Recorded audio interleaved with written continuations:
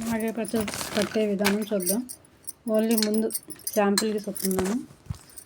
Glass ముక్కలు అయినాయి. దానికి పావంతు కారం,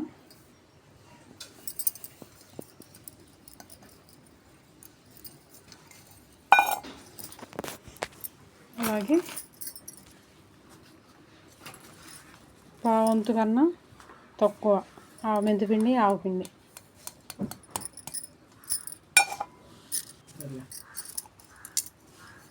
ఇంతే ఉప్పు. ఇది కూడా పావు గ్లాస్ కన్నా తక్కువ. ఇవన్నీ బాగా ఒకసారి మిక్స్ చేసుకుందాం. ఎన్ని ముక్కలు ఉంటే అంత ఆయిల్ కావాలి. శనక్కాయ నూనె కాసి చల్లారబెట్టుకోవాలి. చల్లారబెట్టుకున్న తర్వాత ఇందులో వేసేసి బాగా మళ్ళీ ఇంకొకసారి కలుపుకోవాలి.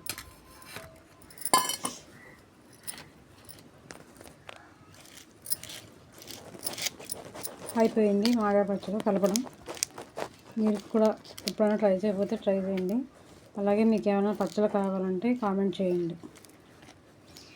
బాయ్.